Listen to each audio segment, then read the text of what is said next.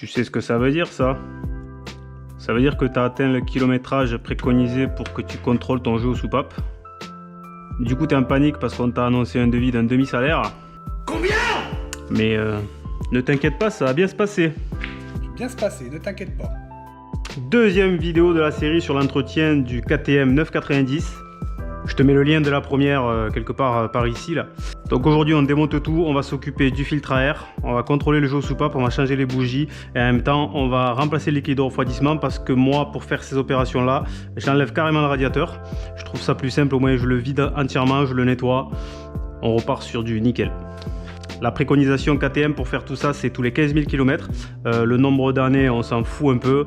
Part à la rigueur pour le liquide de refroidissement. Si tu veux faire ça bien, dans l'idéal, il faut le faire tous les 2 ans. Après, évidemment, si tu as fait 10 000 bornes en 2 ans et que tu dois pas encore faire tes bougies ou ton jeu aux soupapes, t'attends d'avoir les 15 000 pour faire le liquide de refroidissement. Sois pas con.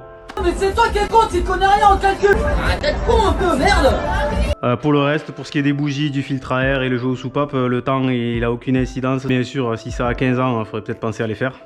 Du coup, comme il faut tout démonter pour pouvoir accéder au cache-culbuteur et contrôler le jeu aux soupapes, on fait systématiquement les bougies en même temps. Et le liquide de refroidissement, pourquoi je déconseille de le faire entre les deux? La procédure de purge, elle est bien spécifique et bien merdique.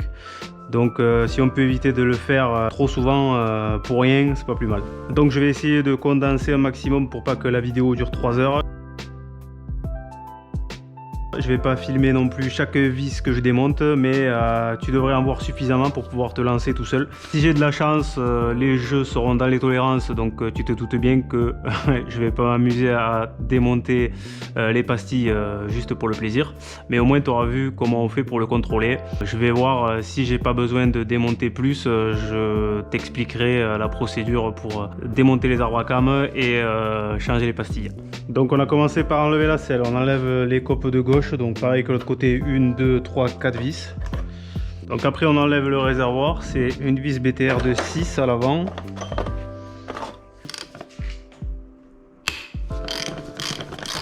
Avant de le défaire complètement, on débranche la durite d'essence. Il faut juste appuyer sur le petit bouton qu'il y a derrière. Là, légèrement l'enfoncer, la tirer et elle sort. Donc on a débranché la durite d'essence. Ici devant il y a une mise à l'air, on la débranche aussi. On bascule le réservoir. Là on voit qu'il y a une broche pour la pompe à essence et une autre pour le témoin de réserve. Donc il faut débrancher les deux. Alors moi ce que je fais c'est que je mets un morceau de bois pour le tenir en l'air, le temps de débrancher les deux broches. Des fois elles sont un peu chiantes à venir. Il faut faire avec un petit tournevis plat. Tac. Là on défait le vérin. Alors moi je fais comme ça, j'enlève directement les deux vis de 6. Ça je m'emmerde pas. Deux vis de 8, je crois que j'ai dit 6. Une fois qu'on a sorti le vérin, on repose le réservoir. On défait les deux BTR ici. Il n'y a plus qu'à le soulever. Ensuite il faut ouvrir la boîte à air, donc on dégage les deux colliers là, ici et là.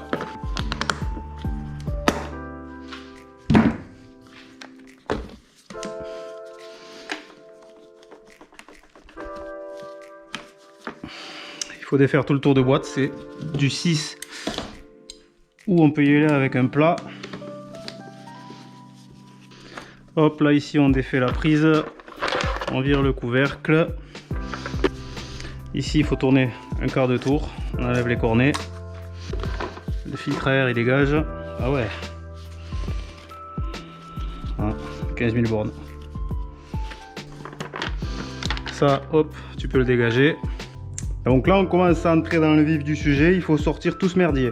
Donc le corps d'injection complet, donc qu'est-ce qu'il y aura à défaire? Ben forcément il est relié par les câbles de gaz, donc il faut défaire les câbles de gaz.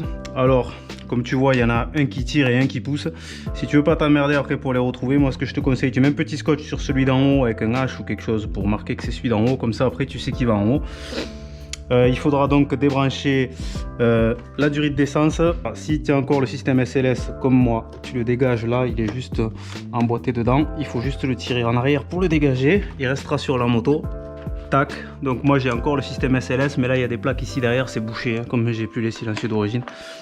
Donc ici, clé de 10 plate, on desserre le contre-écrou suffisamment pour pouvoir dégager le câble. Hop, pareil pour celui d'en bas. Alors évidemment au remontage il faudra Faire attention à régler les câbles pour avoir le jeu à la poignée. C'est quand tu veux, Robert. Pas de problème, on n'est pas pressé. Ou tu sors ou je te sors, mais faut en prendre une décision. Donc là, on appuie ici, comme ça on fait tourner les papillons. On a accès ici pour sortir les câbles. C'est un peu chiant à faire et à refaire c'est pire. Hein. Je t'avertis.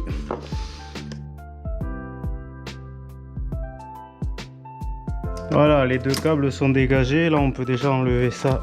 C'est juste le passe-câble, donc il faut repérer sa position. De toute façon, c'est logique.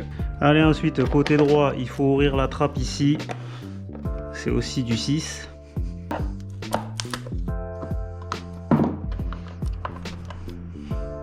Du coup, ça nous donne accès ici à des colliers qu'il faut donc défaire pour pouvoir sortir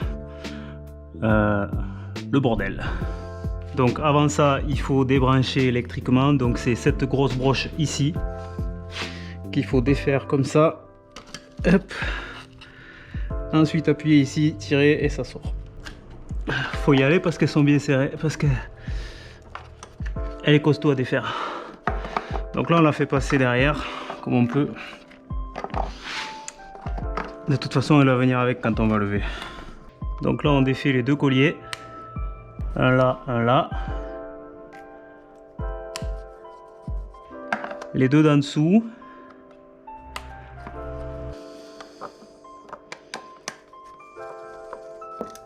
Voilà, donc déjà ça sort. Et ensuite, donc là on enlève la trappe de ce côté, pareil que l'autre côté, 3 vis. Avec une pince, tu te démerdes pour choper le collier et le faire descendre le plus loin possible.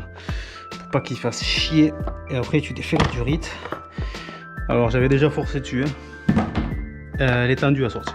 T'es tendu comme une crampe. Si je te dis que t'es tendu, t'es tendu. C'est pas entendu que je suis pas tendu. Je te dis que t'es tendu, Natacha. Petit peu quand même. Petite mise au point parce que là je viens de te dire une connerie.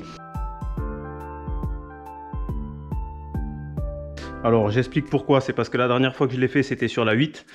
Et alors le système est le même avec quelques petits changements. À savoir que sur la RC8, ce manchon là il est en un seul morceau. Du coup il est comment dire, intercalé dans la boîte à air, donc on sort tout en un seul morceau.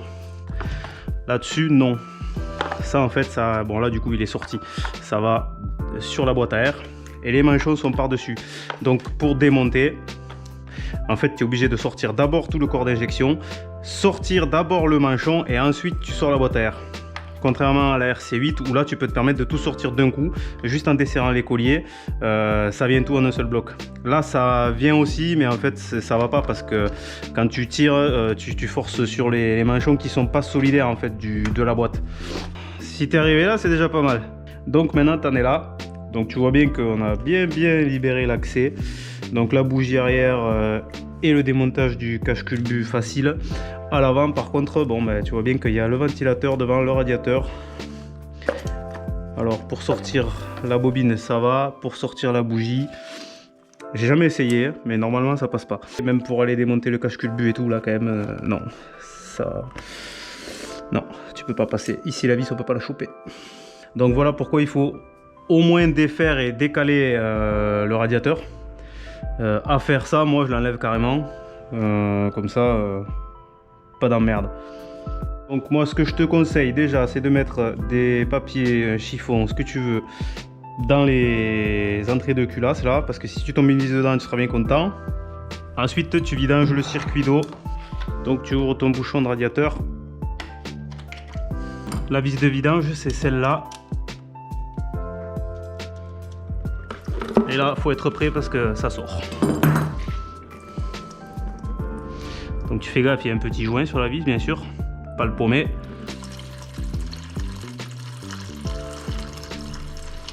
Ça vous fait pas penser à quand vous vous levez le matin. En Swift, lui, donc tu l'avais déjà desserré. C'était pour passer plus facilement le faisceau d'injection. On peut le dégager, donc on va le défaire de là. Ça tu le mets de côté, bon tu le vides et puis tu pourras en profiter pour le nettoyer. Ensuite on défait les durites de radiateur, une de chaque côté. Avec une pince multiprise ça se fait pas trop mal. Après si vous avez la pince adaptée c'est encore mieux. Donc quand tu as défait les deux durites, ici, hop, on débranche la broche. Après il y a 4 vis. 1, 2, pareil de l'autre côté, c'est du 8. Hop, t'as plus qu'à le tirer, tu débranches le ventilo. Paf. Voilà, comme ça on peut bien le vider. Donc l'avantage de démonter complètement le radiateur, ben là on a une place infinie. Et en plus de ça, ça permet de complètement le vider, de vider complètement le circuit pour remplacer la totalité du liquide de refroidissement. Donc maintenant qu'on a bien de la place, on sort les deux bobines. Avant de sortir les bougies, un coup de soufflette à l'intérieur. Alors moi j'utilise la clé à bougie qui est fournie dans la trousse à outils. Si tu l'as pas, ça doit passer avec une douille longue, mais il faut qu'elle soit quand même suffisamment fine. Ou une autre douille à bougie, c'est du 16. Donc moi je mets un cardan, comme ça on rentre plus facilement.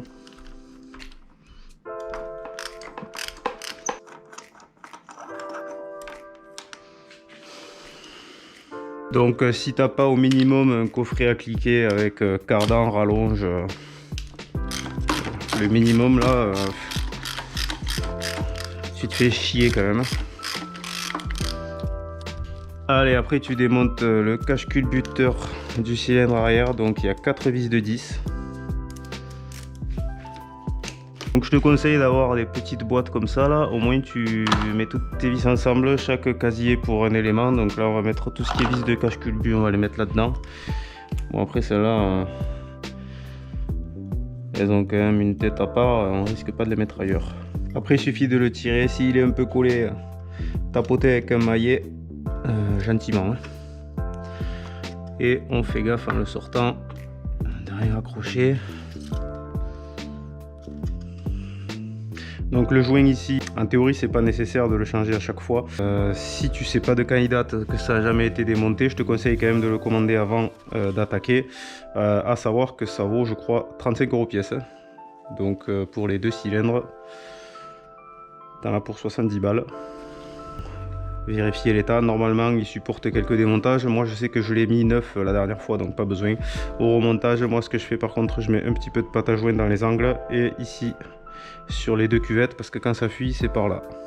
Du coup là on a le cœur de la bête, donc tu as accès directement aux arbres à cam. Donc maintenant ce qu'il faut faire c'est mesurer le jeu aux soupapes. Le jeu il se mesure entre le dos de la cam et le poussoir qui est juste en dessous. Donc la cam elle est là, le poussoir il est là, et sous ce poussoir il y a une pastille qui vient appuyer la soupape. Donc évidemment arbre à cam admission, côté admission, ici c'est arbre à cam échappement. Sur le cylindre avant c'est l'inverse, arbre à cam d'admission il est là et l'échappement il est là-bas. Donc pour mesurer du coup il faut mettre les cams dans la bonne position, donc il va falloir faire tourner le moteur. Donc pour ce faire il faut une BTR de 14. On sort le bouchon ici et à l'intérieur il y a une autre empreinte de 14. Et par ici on peut directement faire tourner le moteur. Donc on le fait tourner dans le sens inverse des aiguilles d'une montre. Normalement on est déjà pas loin. Ensuite il faut regarder ici, il y a un repère sur chaque arbre. Donc tu vas tourner ton moteur jusqu'à ce que tu aies ce petit repère ici. Il y a un petit poinçon là et celui-là, les deux donc alignés sur le plan de joint. Ça veut dire que tes arbres à cam ils sont en bonne position. Ça c'est la position de calage qui sera nécessaire si tu as besoin de sortir les arbres pour changer les pastilles. Il faudra piger le vilo.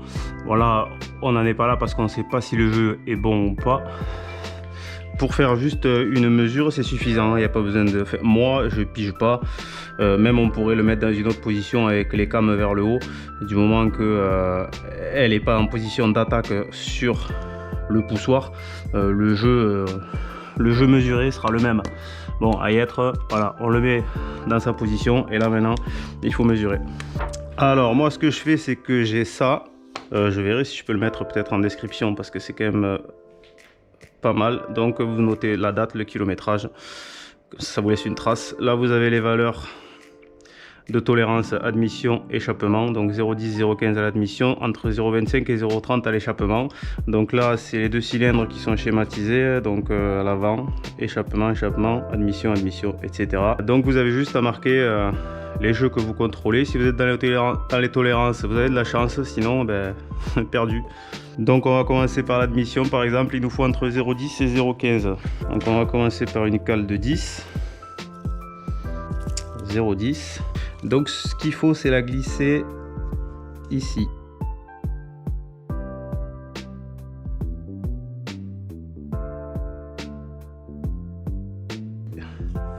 Donc déjà la 0,10 elle passe. Par expérience, vu comment elle l'échouille, il doit y avoir à peine un peu plus, mais pas beaucoup plus. Donc on peut directement aller à 0,15 qui est la valeur haute, mais je suis quasiment sûr qu'elle va pas passer. Effectivement elle passe pas, ça sert à rien de forcer si ça passe pas. Donc maintenant, si on veut avoir une valeur précise, il va falloir additionner des cales. Donc on prend par exemple la 0,6 et la 0,7, donc ça fait 0,13, on est d'accord. On passe pas, on va essayer de faire 0,12. Celle-là elle passe, mais alors juste. Donc on peut estimer qu'on a 0,12. On est donc sur le cylindre arrière et c'est la soupape de gauche. Donc ici 0,12. Donc tu continues, pareil pour la seconde, tu prends ta cale de 0,10, tu viens la glisser entre le poussoir et le dos de la came. Là tu vois bien que la 0,10 elle passe à l'aise. Ensuite tu fais pareil côté échappement, donc il n'y a rien à tourner, hein. Par contre tu l'as vu, les valeurs sont différentes. Tu prends les mesures. Chose très importante que j'ai pas précisé, hein, le jeu aux soupapes il se fait à froid, hein. Moteur à température vraiment ambiante, il faut pas qu'il ait subi la moindre chauffe juste avant, hein.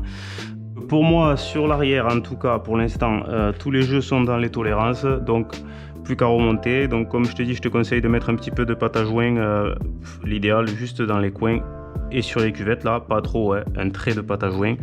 Ce joint là, faire attention qu'il vienne bien se mettre sur le puits de bougie. On remonte, ça se serre pas fort. Je crois que c'est 10 Nm. Bon, si tu peux pas passer avec une dynamo, tu peux les serrer à la main. De toute façon, les vis elles ont un épaulement là, donc en fait elles vont venir embuter ici, donc ça sert à rien de serrer comme un fou. Une fois que tu es embuté, le fait de serrer plus, ça va pas plus écraser le joint, hein. Donc il n'y a pas besoin de serrer fort. Au contact, tu remets un peu pour pas que ça se desserre, c'est tout, mais c'est pas ça qui va créer une pression supplémentaire sur le joint. Du coup on passe au cylindre avant, donc c'est la même chose, il y a 4 vis à défaire. La petite différence c'est qu'il y a les durites d'huile ici, donc tu chopes les deux colliers, tac tac, tu débranches, tu fais attention ici là, les petits raccords en plastique, pas les péter. Juste défaire ces deux durites, 4 vis, on dégage le truc pareil. Allez c'est ouvert, je reviens vite fait la petite parenthèse sur les joints là, que je t'expliquais que normalement ils supportent quand même quelques démontages. J'insiste vraiment, hein, si t'es pas sûr de l'âge qu'ils ont et quand ils ont été faits, change-les parce que tu as vu le démontage qu'il y a. Si jamais tu remontes et ça fuit, tu recommences tout. Donc même principe que pour le cylindre arrière, on va faire tourner jusqu'à ce que les cames soient à leur position. Sur le cylindre avant, les cames en fait il faut essayer de chercher à ce qu'elles se regardent, on va dire, pour avoir l'alignement sur les plans de joint. Ici c'est l'inverse, alors c'est plus simple parce que forcément t'es du bon côté là, tu le vois en direct. Donc le repère il est là et le second il est là, donc c'est bon. Tu vois qu'on est bien à fleur du plan de joint et comme je te disais, les cames elles regardent plutôt vers l'extérieur. Comme ça tu es déjà à la position à peut-être 1 mm près si jamais tu as besoin de piger pour changer tes pastilles. Donc même opération que pour l'avant, tu mesures tes 4 jeux, tu les notes. Bon du coup pour moi c'est bon. Donc on est dans les tolérances partout. Alors il y a 2 soupapes d'échappement qui sont à 0,30. J'ai regardé la dernière fois que je l'ai fait, elles étaient pareilles, donc ça va pas bouger. Et une d'admission qui est aussi, la dernière fois j'avais 0,14, là j'ai 0,15. Bon, on est encore dans les tolérances, tant que tu restes dans les clous ça va. Du coup je vais pas pouvoir te montrer la suite. Oh merde! Oh c'est con ça! Je vais essayer de te l'expliquer comme ça verbalement, de tête. Donc ce qu'il faut faire, tu vas faire donc indépendamment bien sûr, le cylindre avant ou le cylindre arrière. Peut-être que tu auras les bons jeux sur un et pas sur l'autre, ça dépend des cas. Donc ce qu'il faut faire, admettons, tu dois changer sur le cylindre avant. Donc tu es déjà dans la position à peu près là, puisqu'on a aligné les repères. Il faut sortir la vis de pige d'en bas. KTM fournissent une vis de calage. On doit pouvoir faire avec une autre vis, mais l'avantage c'est qu'elle est à la bonne longueur. Il faut la rentrer dedans sans forcer, bien sûr. En fait, il y a une encoche dans le vilo. Donc si tu n'es pas en face, tu ne pourras pas la visser. Dans ces cas-là, tu tournes de quelques degrés d'un côté ou de l'autre jusqu'à ce qu'elle rentre complètement. Là, ça veut dire que ton moteur il est calé, il ne pourra plus tourner. Ce qu'il y a de bien sur ces moteurs, c'est que tu n'as pas besoin de t'occuper de la chaîne. Il n'y a pas besoin de la démonter, ni de s'occuper des tendeurs, ni quoi que ce soit, puisque la chaîne, en fait, elle vient se prendre sur un pignon ici qui lui entraîne les deux arbres à cam. Donc ils ne sont pas entraînés directement par la chaîne. Ça, c'est plutôt bien. Du coup, une fois que tu es pigé, tu es en bonne position en bas et en haut. Il faut sortir le puits de bougie, il faut enlever les 8 vis qui sont là, 1, 2, 3, 4, 5, 6, 7, 8 pour enlever les paliers d'arbre à cam, sortir l'arbre à cam. Normalement les arbres à cam, échappement et admission ils sont marqués, donc tu peux pas les inverser, c'est marqué dessus. Une fois que tu as sorti ça, tu as tes poussoirs juste en dessous. Avec un aimant, tu chopes le poussoir en question, là où tu dois corriger ton jeu. Tu fais attention, la pastille elle est juste dessous, donc pas la faire tomber ou la paumer. Tu la chopes aussi avec un aimant, des fois elle vient avec le poussoir. Après il faut mesurer l'épaisseur de la pastille, ça peut être marqué dessus mais des fois c'est effacé ou on le lit mal. Et là après il faut calculer, hein. Tu prends ta petite feuille, de toute façon tu auras marqué le jeu que tu as contrôlé, tu vas noter l'épaisseur de ta pastille. En fonction de ça, toi tu veux te situer, l'idéal c'est de se mettre au milieu, donc là tu veux avoir 0,12 par exemple, et là tu veux avoir 0,27 quoi on va dire. Donc si tu n'avais pas assez de jeu quand tu as mesuré, c'est que ta pastille est trop épaisse. Donc il faut une pastille plus fine. Donc tu vas calculer en fonction du jeu que tu as trouvé combien il te manque pour être au milieu des tolérances et tu soustrais cette valeur à l'épaisseur de ta pastille. Donc s'il te manquait 0,05 pour avoir la bonne valeur, ben, tu vas prendre une pastille qui fait 0,05 de moins, et puis ensuite tu refais dans le sens inverse, tu remets ta pastille, tu remets ton poussoir, tes arbres à cam, tu reprends tes jeux pour être sûr, tu les notes ici pour vérifier que tu t'es pas planté dans tes calculs. Les calculs sont pas bons, Kevin. Donc là pareil, j'insiste bien, si par exemple tu as 2 ou 3 jeux qui sont pas bons sur un même cylindre, tu les démontes pas tous en même temps, parce que tu t'en sors un, tu le contrôles, tu le mesures, tu prends tes notes, tu le remets. Ou alors faut être très ordonné, avoir vraiment des casiers avec parce que si tu commences après à inverser les pastilles, laisse tomber le bordel pour s'y retrouver. Du coup moi je vais m'atteler au remontage. Donc pour le cache-culbut à l'avant, ben, c'est pareil qu'à l'arrière, tu fais comme je t'ai déjà expliqué, c'est pas bien compliqué, je pense pas que j'ai besoin de filmer ça. Tu refermes juste, tu fais attention que quand tu remontes, le joint se mette bien en place, surtout dans les cuvettes. S'il sort ou quoi, il faut vraiment bien qu'il épouse, qu'il soit à sa place. Donc, précision importante, bien sûr, je pense que tu t'en doutes, si tu as à démonter tes arbres à cam, quand tu les remets, bien sûr, bon, en faisant attention d'avoir bien les repères alignés au plan de joint. De toute façon, tu peux pas si tu les décales, ça sera d'une dent complète, donc tu seras complètement à l'ouest. Malgré tout, une fois que tu les as remontés, remis les paliers, resserrés, je te mettrai le couple de serrage pour les vis de palier, je ne l'ai pas en tête. Tu prends soin de faire quelques tours moteurs pour être sûr que tu n'es pas un piston qui dise bonjour à une soupape. Tu remets tes bougies neuves. Donc écartement des bougies, la préconisation c'est 0,8.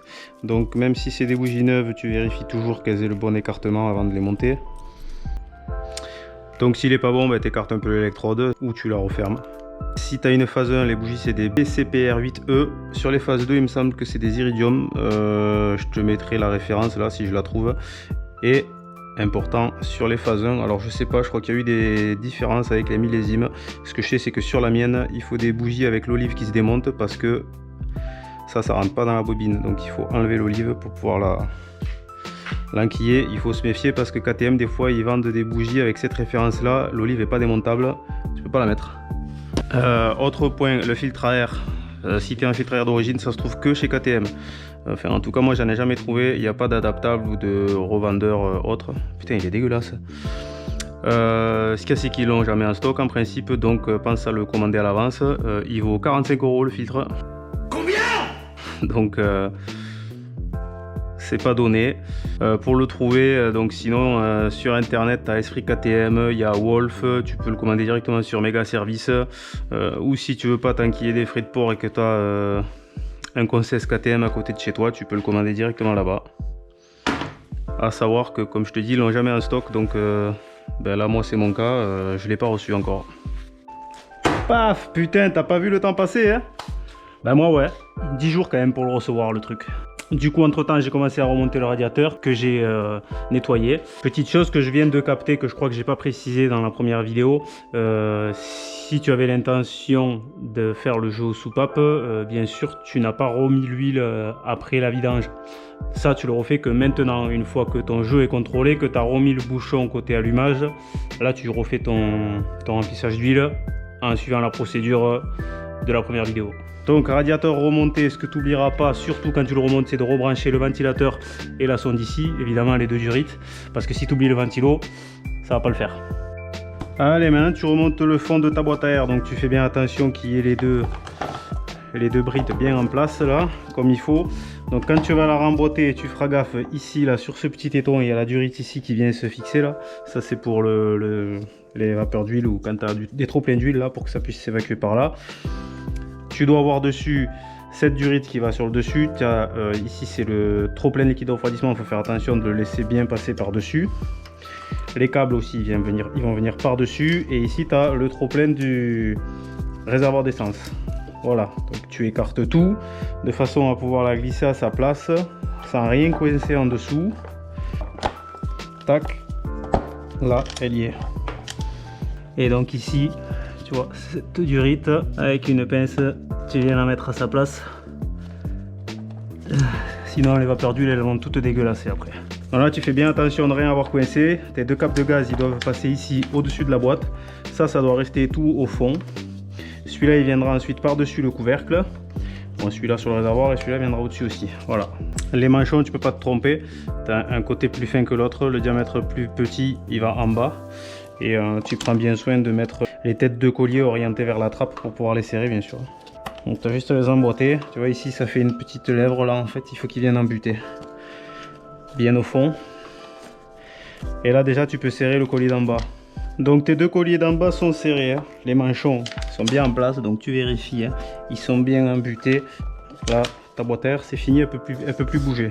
Donc ici tu as remis le passe-câble là, donc dans cette position là, le câble qu'on a marqué qui va en haut, donc tu le fais passer à gauche. Maintenant on va remonter le corps d'injection. Donc on fait passer la broche par la trappe.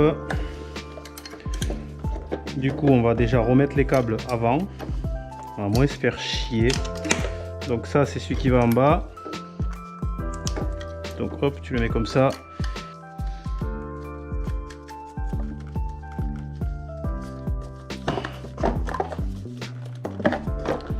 Là tu vérifies que quand tu actionnes ta poignée de gaz, bon ça ouvre bien les papillons, on est d'accord, t'as pas inversé les câbles. Tu t'assures d'avoir toujours ta garde à la poignée de gaz. Et si c'est bon, t'as plus qu'à reverrouiller les contre-écrous.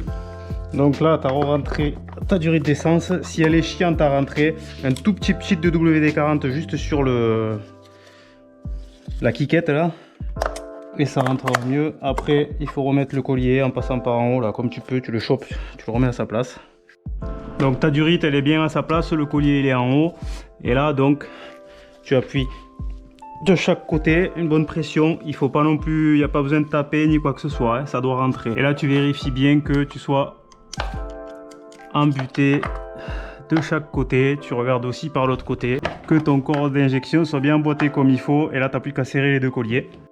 Donc ensuite tu as remis l'entrée d'air en faisant bien attention que le passe-câble derrière soit à sa place parce que ça fait l'étanchéité de la boîte. Et en faisant attention de ne pas avoir coincé de durite ou de câble parce que là ici il y a du faisceau qui passe par là. Ensuite le trop plein du liquide tu le refais passer par dessus, il ira dans le bocal là-bas. Ensuite tu mets ton filtre à air neuf, tu peux pas te tromper parce que si tu le mets à l'envers ici ça tombera pas en face. Donc tu fais bien attention de le mettre là, 1, 2, 3, 4, les 4 ergots. Et ici tu dois tomber bien partout en face des trous, il est à sa place. Les deux cornets là, donc facile hein, comme tu as fait pour démonter quoi, un quart de tour. Donc tu as refermé ta boîte à air sans serrer comme un goré parce que c'est du plastique. T'as pas oublié de remettre une durite là, rebrancher le capteur de température qui est ici. Il te reste le trop-plein du réservoir qui est là, le trop-plein du vase d'expansion qui est là. Tu fais gaffe qu'en ayant trifouillé, t'es pas débranché cette dépression ici qui va ici. L'autre côté, pareil, il y en a une deuxième. Ici, qui rentre en dessous là-bas. Ici, tu t'es bien fait chier pour passer la broche ici. Ouais, je sais, c'est juste, mais en faisant levier, là, en forçant, on arrive à la glisser. Donc moi, cette broche-là, je la rebranche pas de suite. J'attendrai le moment avant le démarrage. Je mets un coup de démarreur sans la brancher. Comme ça, j'amorce le circuit d'huile. Donc tu as remis les deux vis arrière du réservoir. Tu as rebranché la pompe à essence, le témoin de réserve, la durite d'arrivée d'essence, tu as refixé le vérin qui sert à rien d'ailleurs, hein, tu le vois. C'est pour ça que je mets une cale.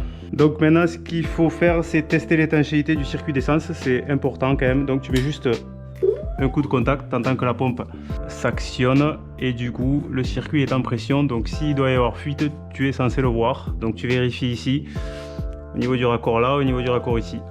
Maintenant tu peux revisser ton réservoir, on remettra les trappes à la fin. Alors pour refixer le réservoir, il y en a beaucoup qui s'en plaignent. Si tu le poses direct, tu tombes pratiquement jamais en face. La technique c'est de le soulever légèrement. Et là ici tu peux l'orienter ta vis. Et tu viens la mettre en face. Et surtout il ne faut pas que ça force, sinon ça veut dire que tu n'es pas dans l'axe. Là c'est bon, elle y va, hop, tu peux le poser, tu n'as plus qu'à bloquer. Tu n'oublies pas de rebrancher ici la durite de mise à l'air. Et après, on va passer à la purge du système de refroidissement.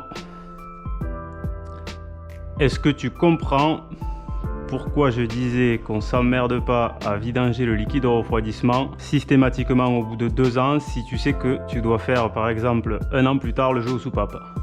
Parce que ça, c'est la position préconisée par KTM et de toute façon nécessaire pour purger le circuit de refroidissement. Alors, si tu as la chance d'avoir une table comme ça, moi je fais toujours comme ça. Donc, ce qui est préconisé, c'est d'avoir la roue avant surélevée de 50 cm, en sachant que là, elle est déjà à 20 cm du sol. Donc là, j'ai 70. Si tu as ça, tu fais comme moi. Donc, béquille d'atelier pour qu'elle soit stable. Un riselant qui bloque le frein, comme ça, elle peut pas se barrer. Par contre, surtout, tu laisses de l'autre côté parce que sinon, catapulte. Donc, tu mets de la fonte si tu en as, des sacs de ciment, ta femme, c'est toi qui vois. Là, vous en avez pour 80 kg. Hein. Écoutez bien, vous en avez 80 kg là. Ça ne paraît pas. Hein.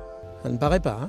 Si tu n'as pas ça, plusieurs solutions. Si tu as des poutres au plafond, c'est bien, tu peux la suspendre avec des sangles, un treuil éventuellement. Si tu as, moi j'en ai là-bas, des chandelles suffisamment hautes avec une barre, tu peux passer une barre ici dans le cadre et tu la tiens à cheval entre 2 chandelles. Bon, par contre, va falloir quelqu'un pour t'aider à la lever. Là, l'avantage avec ça, ça va tout seul. Mais dans tous les cas, c'est ce qu'il faudra que tu arrives à faire pour purger correctement ton circuit de refroidissement.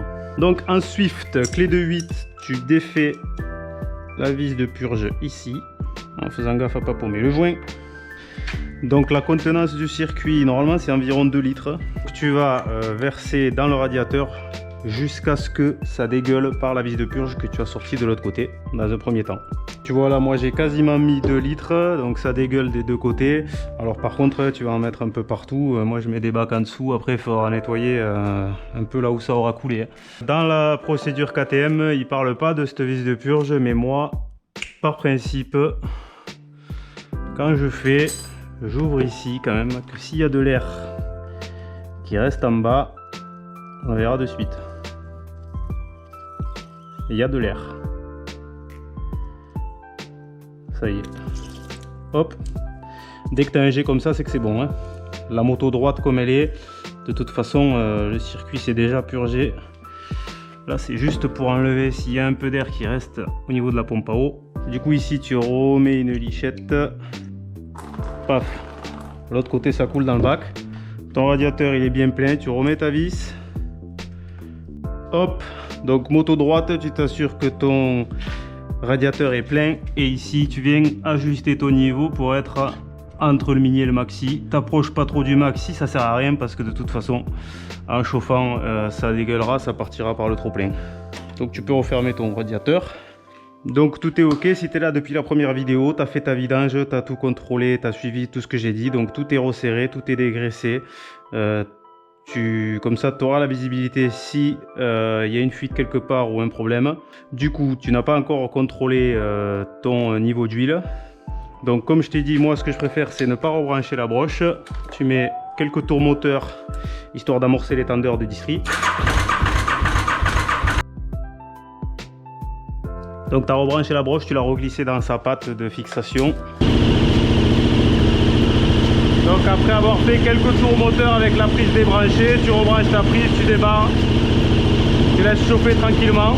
Tu vérifies bien, moteur tournant, que tu n'aies pas de fuite d'essence. Là et là. Ah ben, si c'est tout bon, c'est que tu as bien bossé. Pour la pointe du niveau d'huile, tu te reportes à la première vidéo. Pour le liquide de refroidissement, le lendemain à froid, je te conseille de vérifier que tu sois toujours dans les clous entre le mini et le maxi. S'il a baissé, qu'il est pas loin du mini, tu laisses, c'est pas un problème. Alors il te reste à remettre les trappes de chaque côté. Sur celle-là ici, tu fais bien attention de ne pas oublier le petit caoutchouc là, autour du faisceau ici. Bon ben voilà mon petit gars, bah c'est cadeau, j'espère que ça t'aura aidé. S'il y a quelque chose que t'as pas compris, que j'ai mal expliqué, que j'ai oublié ou que j'ai dit une connerie, ça peut arriver aussi, bah t'hésites pas, tu me le mets dans les commentaires, je répondrai dans la mesure de mes connaissances.